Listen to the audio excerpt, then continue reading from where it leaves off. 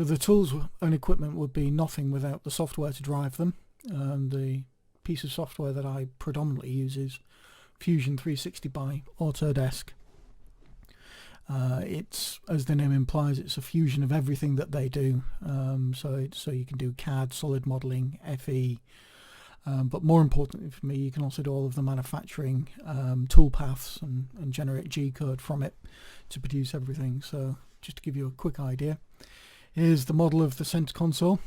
We can look around it and see all of the parts, and the great thing about Fusion 360 is that it does, as it says, everything. So if we are going to look at the MFD here, we can see that if we zoom right in, you can see that the PCB is right in there, and all of that has been designed in Fusion 360, all the PCB layouts and all of the components on here. It's all automatically generated from the schematic. I'll go through that fully in another video, but it's a really good feature of this particular software package. Once we've created our model, we can then use Fusion 360 to create the code to drive the CNC router to create the panel. So to start the process, we need to change to the manufacturing module and tell it how we're going to set the piece of material up. So if we create a new setup, then gives us several options over here on the right. The first one I always look at is the stock, which is the material that we're going to make it out of. Now we're going to make it out of cast 3mm acrylic sheet, so we don't need any additional stock. It's not like we need to machine some of it off, so we'll turn it on to no additional stock, although it does still leave the very corners here that need to be milled off.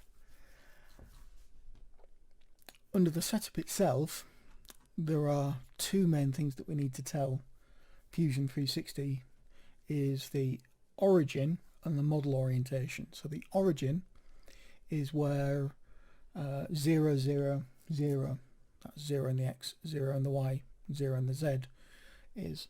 Now I always use the surface of the material so that I can touch off using a piece of paper to get the top of the cutter just touching the top, and I always go typically for either the bottom left or the bottom right corner, which is down here. So, but you can choose any location that you want with the selected point. You just click on the feature and it will put the origin there. The other thing is the model orientation. Now I prefer to use a slightly different orientation for my machine. So there's a different ways that you can do that. I tend to use Z-axis, plane, and X-axis. So the first thing it wants you to click on is the Z-axis.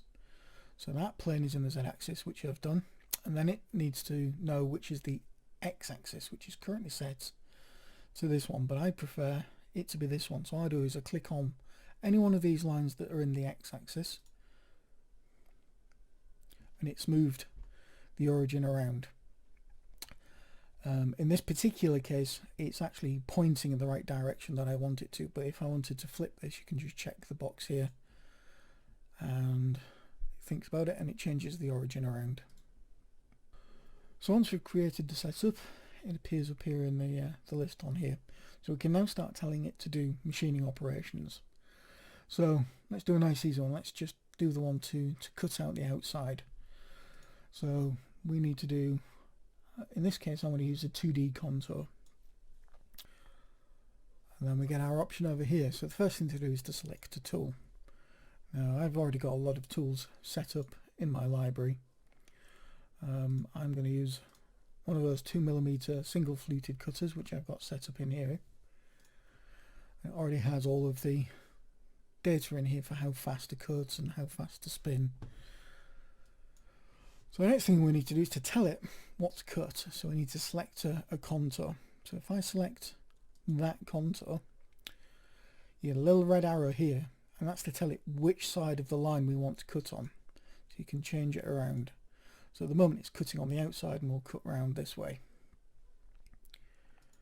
The next thing that we need to do is to tell it how deep to cut. So the stock top is this surface here. So we can leave the retract height and the stock top because it's already set up. It will retract 5mm from the stock top when moving around. The critical features that we need to tell in here is the top height and the bottom height, which is how high we need to cut. So we need to start cutting at the stock top. We need to cut through, in total, the whole contour. Now it's selected on selected contour at the moment, so it won't actually cut any distance. So what I want to do is change that to stock top, and I'm going to put -4mm. So it's a 3mm thick piece, but I want to cut through the part into the spoil board below, which is why I use 4mm. The only option in here that we need to change is multiple depths. We don't want the cutter to cut all 4mm in one go. It's too much material for the cutter to manage in one pass. So if we use multiple depths, we can tell them the maximum roughing step down is the maximum amount it will cut at any one pass. So it could probably do a bit more than 1mm. So if I put 1.5 in there, then it will do a cut of 1.5mm. However, that means that we get different step downs. The last one's going to be much more, so it'll do 1.5, then 3, then 4. That's probably okay in this instance, but we can use even step downs, and then it will even the step down between the maximum number to actually basically 1.3mm per pass. So once we've set all of that up, we hit OK, and then it calculates the toolpath. So there we go. We can see on the blue lines the path that the tool will take. You can see it silhouetted here. Now what's more is we can actually simulate it, so we can see exactly what the cutter will do. So if I click on simulate up here, and if we press play, we can see the cutter go down and move around. You can see that it's only doing a little bit, and you can see it just cuts the corner off of here, but in real life there'll be more material that it'll be taking off. That's very useful, so we can see that that toolpath has been calculated correctly, and the tool is going to do what we want to do. So once we're happy, we then need to export that into a file that the machine can read. We use what's called a post-processor because Fusion has to talk with lots and lots of machines. When you buy a machine, you'll quite often get a post-processor, which is a little piece of code that talks between the two. So now we're ready to export the code. We can right click and we choose post-process. So in this window I already have my post-processor in here, and here there are some other options that we can play with if we want to do something special. We don't normally need to change any of those, so assuming that we're happy to run this, we can then post the file. We choose where we want to save it. So if I quickly stick it on the desktop. So this file is saved on the desktop, and this is the code, and this is called G-code. So G-code was developed by CNC operators mostly in the 70s and 80s, and it's actually quite easy to read once you've gotten used to it. So each of these G-codes means something. So to talk through this, the G90 is saying I want to use absolute coordinates. The G0 says to move in a particular workpiece and move the machine head to Z0. It then tells the machine I want to use tool 2. Some machines have multiple tools in a carriage that you can swap between. Mine doesn't, and it just ignores that particular command. This then tells it to start the spindle at 18,000 RPM. These codes are about work placement and aren't really very useful, but this is where it starts moving stuff. So G0 is to do a rapid move, and to move to X minus 49.06 millimeters and Y 18.91 millimeters. It'll then move to Z15, so 15 millimeters up away. It then moves down to Z5. G1 is a slower movement, feed rate, and it moves to Z12 2.5 at a rate of 75 millimeters per minute. It then moves down to minus 1.133 millimeters, and then this code here describes the movement around the outside on the first pass. The J is a radius, and that's how it cuts the radius on the corner. And G-code's as simple as that. There aren't that many of them. So G-code has a limited set of instructions that's industry standard. The Wikipedia page is as good a source as any. As you can see from the G-code, it tells you here what each of those G-codes stands for and how it works. So if you ever need to know what one is, I just pop straight to the Wikipedia page. The M codes are for turning the motor on and off and some other bits and pieces. It gives an example program as well. Once we've exported the G-code, we can then execute it on the machine. And to do that, I use a piece of software called UCCNC. It communicates with the controller that's plugged into the machine, and it converts the G-code into the necessary instructions that the machine can understand to do all of the movements and control the machine. The first thing to do once your piece of material is in the machine is to zero it with respect to the material. So you've got to understand where your 000 origin in Fusion 360 was, and you move the machine in the X and Y axis using the jog commands down here, so that it's hovering over the X and Y area of the material. Once you've got that done, you hit these buttons to zero the machine, and then in the Z direction, what I do is I very slowly lower the machine tool using a piece of paper until it just touches the piece of paper. And to do that, I quite often use the step function rather than continuous jogging. So in the step mode, it will move 0.01 of a millimeter in this instance every time I hit Z down. And as soon as it pinches that piece of material, then I can come in here and zero the machine and put it back on continuous. So the next thing to do would be to load the file, and here it is, and it loads it into the machine, and you get a graphical representation of the tool paths of where the machine head will move, and this is the current XYZ location of the tooltip, which is this here. It displays the code down here at the bottom left, which we can review, and it's actually a quite powerful piece of software in that we can edit it in situ by hitting edit file. And we can actually do this on the fly even halfway through a machining operation with this particular piece of software. So we can just go into the G-code and edit anything that we need to if something's not quite right. So once we're ready to run the code and it's all set up, all we need to do is hit cycle start. You can see here that it's moved, and it's now into the feed speed, which is set to 75 millimeters per second. In the Z, it's up to 360 millimeters as it's moving around the toolpath.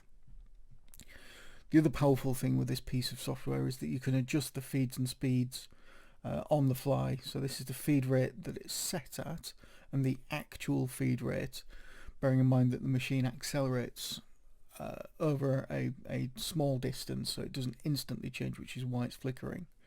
We've also got the spindle speed set, but there's no feedback on the actual spindle speed from the spindle that I use.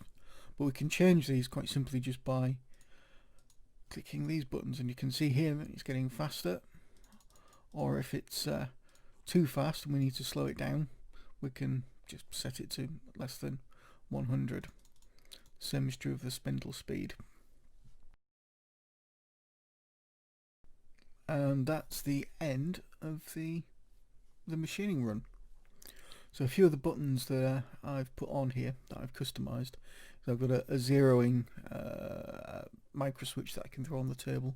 I can click this and it will just zero automatically using the micro switch instead of using a piece of paper. I also have a digitizing probe, It's very useful for relocating parts or actually digitizing them. It's quite a powerful piece of equipment when used correctly. It's very accurate. It's accurate to about 0.01 of a millimeter, so it's more accurate than the repeatability of the machine. So if I want to put a piece of work back in, I can locate off of a hole by clicking on this point here, and it will measure 4 points on the hole and then set the 0, 0, 0 to the center of the hole. It's very, very useful. The other things that I've put down here is a indicator of when the probe's active. This button here, JSP, stands for Jog Safe Probe. So if I've got the probe in the machine and I'm jogging the machine around, I quite often turn Jog Safe Probe mode on, so that if the probe accidentally touches something, it stops the machine instantly. It's quite an expensive piece of kit and it's quite delicate, and if you drive it into a piece of work or clash into something else, it'll break it very, very easily.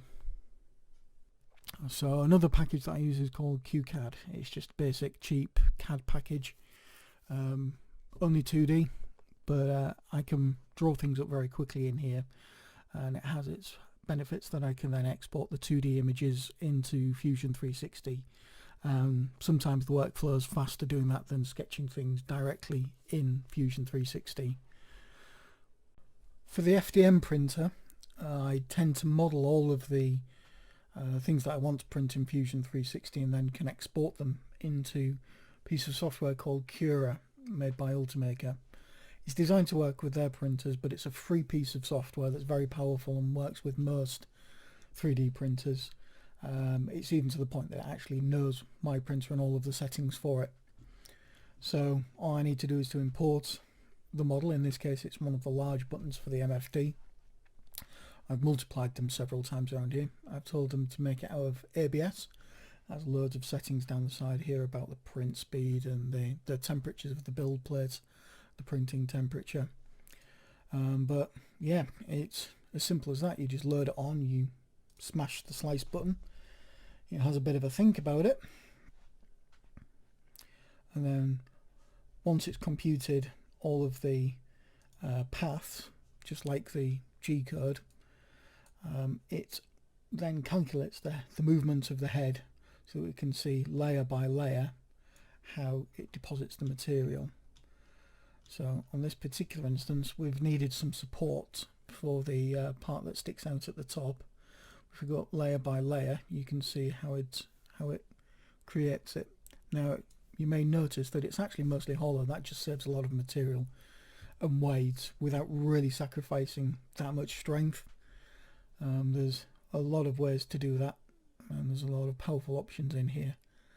So the support layer that's been built on the outside, all that's there for is to support this overspill on the edge. Now I could have turned it upside down, but I preferred to have the other side on the base plate, because it would then produce a much flatter, better finish for the front of the button that would print through it, and then also not having to dig out support layers outside of these holes, which could be a pain. It's a lot easier to get it off of the outside. So then you just export the file, stick it into the printer, and off it goes. So for the SLA printer, the Mars 2 Pro, use a piece of software called Chitubox. Again, it's a free piece of software. It came with the printer and is updated for free. This is a new design of button that I've been testing. Difference is with this is that it builds from the bottom up, but the plate actually hangs upside down. So that's the way it will actually come off of the printer. It hangs upside down. The good thing is that it doesn't require the same level of support structure that the FDM printer needs. You can have over 1 millimeter of overhang because it cures a layer at the time. So the idea of this button is that I've got some LEDs that sit into this space here, and it will backlight directly onto the back face of the button, and then the back of the LED can then hit the tactile switch. So this is the model that I used to create the button that I just showed you on the SLA printer slicer. Fusion 360 is very powerful in that you can create sections so you can see how the parts mesh together with clearances.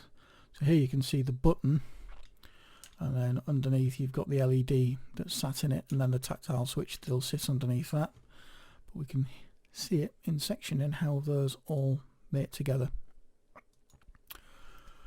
So the last thing I should talk about is the materials that I use.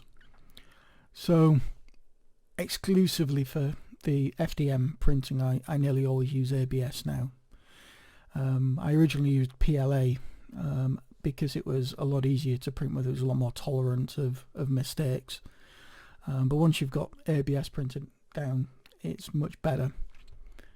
It's a lot stronger, and you can do things like ABS smoothing, where you suspend the part in acetone fumes and it smooths all of the print lines away. It's all I use these days. For the SLA printer, it's just the photocurable resin. There is no choice really. Only difference between the resins that you can buy is how toxic and how harmful it is. The older resins tend to be more toxic. These days you can get plant-based resins which are kinder to the environment and kinder to your skin, but they all perform pretty much the same for my purpose. For most of the panels I use sheet acrylic. It's typically 3mm thick, sometimes 5mm for the stronger panels. The important thing to note is to buy cast acrylic. Cast acrylic is where they pour the molten plastic into a mould and let it settle and float it, and then it cools down. This is opposed to extruded acrylic, where they push the plastic through rollers of varying thickness to reduce the thickness. The problem with extruded acrylic is that the way the material performs when you cut it with a cutter is that it tends to gum up the bit, and all of a sudden you find yourself melting lots of plastic and it stinks. Cast acrylic is a lot harder. I mean, it's a lot more brittle, but it's a lot harder, so it actually chips off when you use the single fluted cutters, and has much better results.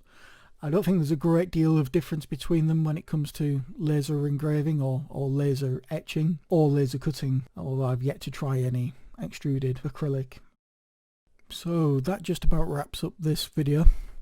The only thing I should mention is that Fusion 360 is free for personal use, so I recommend you go and download it and give it a try.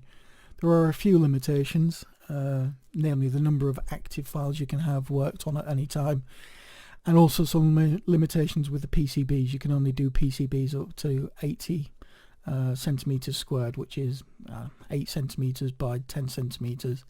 That wasn't really big enough for what I was doing, so I've bought and paid for a working license for Fusion 360 to get around that issue. But certainly take a look into it. It's a very good design environment for your cockpit, and you can also work collaboratively and share your designs with other people and work on them together. I'll go through many of these techniques in more detail in future videos, but for now I think I've given a pretty good overview of the general machines and processes that I use to create my parts. If there's something specific you want to know from today's vid, then please put it in the comments below and I'll certainly look into it for you. In the meantime, I'll get back into the workshop and finish off some parts, and then we'll get some proper meat on the bone. Thanks for watching, and I'll see you in the next vid.